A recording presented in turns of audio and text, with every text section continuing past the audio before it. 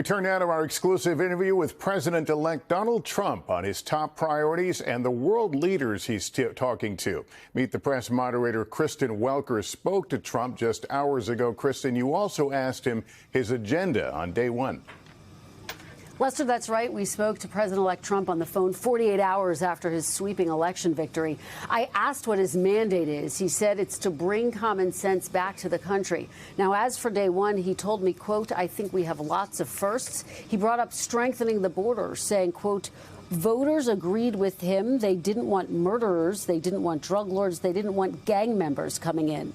I pressed him on the price tag of his mass deportation plan, which experts say could run into the billions and separate families. Mr. Trump said, quote, we have no choice. When people have killed and murdered, they're not staying here. There is no price tag, Lester. And I know he told you he's spoken to about 70 world leaders since his election win.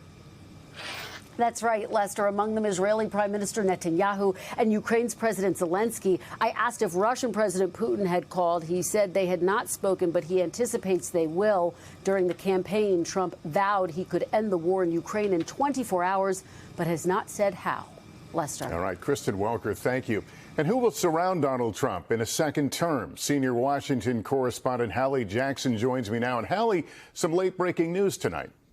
Yeah, Lester, good evening to you. The president-elect says he's chosen his new White House chief of staff, Susie Wiles, a longtime Florida political operative who helped run the Trump campaign. She will be the first woman to serve in that role, and it's just the start of more announcements to come. Transition talks tonight ramping up with President-elect Trump's first meeting with his team on who will help execute his agenda, according to a senior official, including Secretary of State. Under consideration, according to multiple sources, former National Security Advisor Robert O'Brien and Florida Senator Marco Rubio, signaling he'd follow through with Mr. Trump's pledge to quickly end the war in Ukraine, despite critics' concerns that could embolden Russia to seize more territory. At the end of the day, what we are funding here is a stalemate war. Also in the mix, former ambassador to Germany Rick Grinnell, controversial and combative. If you want to avoid war, you better have a son of a bitch as the Secretary of State. Mr. Trump's first term saw more turnover than any administration in decades. 20-plus cabinet-level positions changing hands. At the Pentagon, Mr. Trump may tap Congressman Mike Waltz or former Secretary of State Mike Pompeo to lead the Defense Department, where the expectation, as one Trump ally put it, is a purge across the board. Military officials replaced with generals Mr. Trump believes would be more aligned with his goals. I believe his policies are good for the United States, good for our national security, and good for maintaining America's leadership around the world. Former Trump officials Mark Pauletta or Matt Whitaker could take on the job of Attorney General to dissolve any remaining federal prosecutions of Mr. Trump, defend controversial Trump policies like on immigration from likely court challenges, and serve as the leading edge for any push to investigate the president-elect's political enemies, as Mr. Trump has suggested, like the Biden family. When I get back in office, I will appoint a real special prosecutor to investigate every detail of the Biden crime family of corruption. But one position that seems safe at the moment, chair of the Federal Reserve, with Jerome Powell serving out a second four-year term, saying today Mr. Trump is not legally permitted to fire him. If he asked you to leave, would you go? No. Can you follow up on, do you think that legally you're not required to leave? No.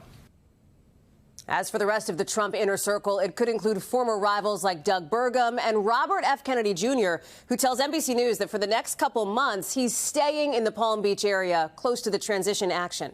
Lester? Hallie Jackson, thanks. From President Biden, a far different tone about his successor today, addressing the nation for the first time since Trump's victory, all while the debate grows among Democrats over why they lost.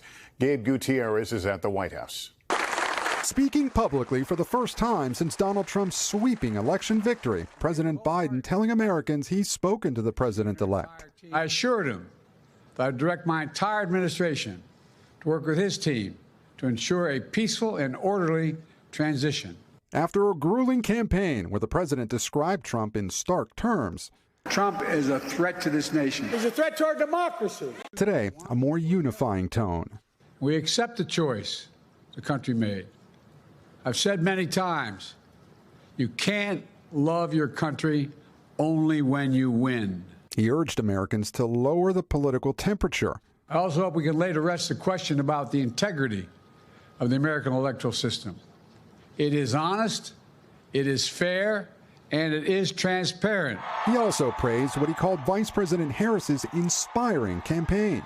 But within the Democratic Party, a difficult postmortem is already underway. Democrats have to do some real soul searching. Privately, some Democrats are blaming the president for not dropping out of the race sooner. A top Harris campaign official deleted his social media account after taking an apparent swipe at the president, writing, "We dug out of a deep hole, but not enough." Still, Philadelphia's Democratic chairman blames poor decisions by the Harris campaign for losing Pennsylvania. I don't think that the Democrats that live in the city related to her. Some Democrats are also urging the party to move to the center. The far left is pressuring the party to take policy positions that are deeply unpopular among most Americans. But today, President Biden defended his legacy, touting major investments in infrastructure. It's been a historic presidency. Not because I'm president, because what we've done, what you've done. A presidency for all Americans. A White House official says President Biden will attend Trump's inauguration, and they're expected to meet here in the Oval Office in the near future. Lester? All right, Gabe Gutierrez, thank you. Thanks for watching. Stay updated about breaking news and top stories on the NBC News app or follow us on social media.